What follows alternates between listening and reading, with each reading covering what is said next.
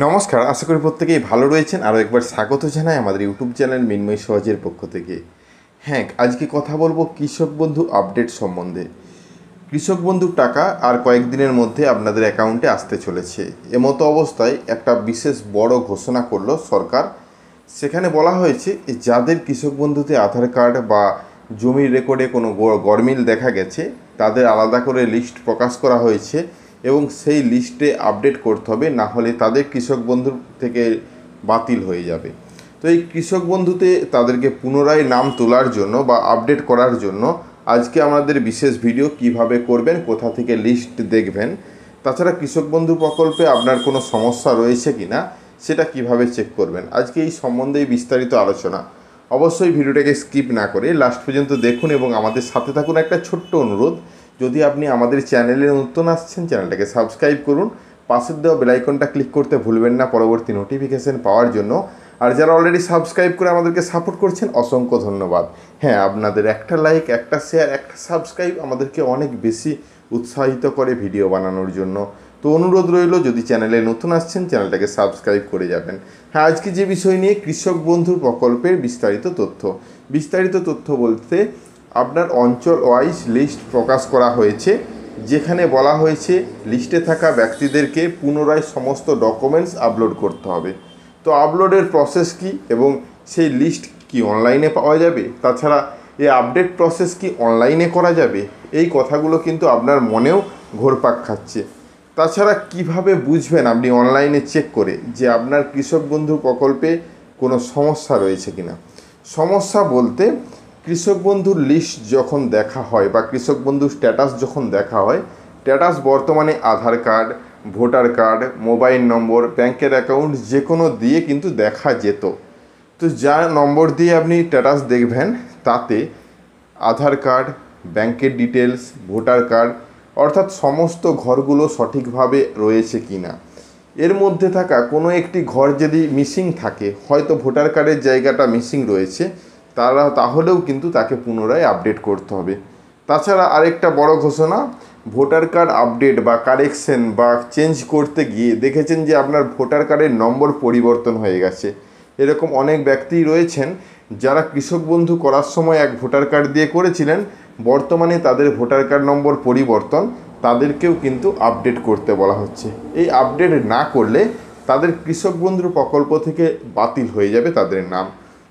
তো এই যে লিস্ট, এটা বর্তমানে অনলাইনে নেই।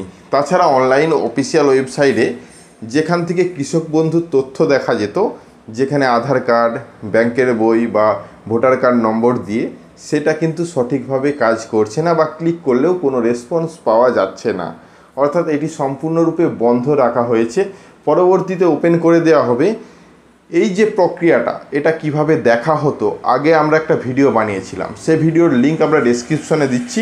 তাছাড়া উপর দিকে আই বাটনে উঠছে, সেটাও দেখে বা সেখানে ক্লিক করে আপনি ধারণা পাবেন কোন কোন বিষয়গুলোর কথা আমরা উল্লেখ করছি। তো যাই হোক, এই সমস্ত বিষয়গুলো যদি না থাকে, আপনার আধার কার্ড নম্বর বা ভোটার কার্ড নম্বর বা জমি রেকর্ডে কোনো সমস্যা, তাহলে কিন্তু আপনাকে আপডেট করতেই হবে এবং তাও আবার তাড়াতাড়ি। কেন তাড়াতাড়ি? কিছুদিন পরেই কিন্তু কৃষক বন্ধুর কিস্তির টাকা আসতে চলেছে। এই টাকা আসার আগেই আপনাকে আপডেট সমাপ্ত করতে হবে। আপডেট করার জন্য আপনাকে অনলাইনে বা কোনো জায়গায় গিয়ে করা যাবে না, আপনাকে করতে হবে অঞ্চল বা আপনার এলাকায় যে কৃষি দপ্তর রয়েছে সেখানে গিয়ে। লিস্ট কোথা থেকে পাবেন? লিস্ট পাওয়ার জন্য আপনি যদি অঞ্চল এলাকায় হয়ে থাকেন অঞ্চলে, পৌরসভা এলাকায় হলে পৌরসভা, তাছাড়া আপনি কৃষি দপ্তরে গিয়ে লিস্ট দেখতে পারেন। আপনার এলাকা বিশেষে লিস্ট রয়েছে, সেই লিস্টে আপনার নামটা রয়েছে কিনা সেটা দেখে যদি দেখেন যে সেখানে নাম রয়েছে, তাহলে পুনরায় আবার জমির কাগজ, আধার কার্ড, ভোটার কার্ড এবং এর সাথে ব্যাংকের অ্যাকাউন্ট পুনরায় জেরক্স করে সিগনেচার করে জমা দিন, না হলে কিন্তু আপনার কৃষক বন্ধু বন্ধ হয়ে যাবে।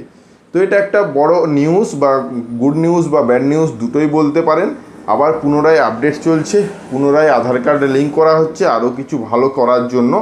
তো এই যে পদ্ধতি, এই পদ্ধতির মধ্যে আপনাকেও যেতে হবে।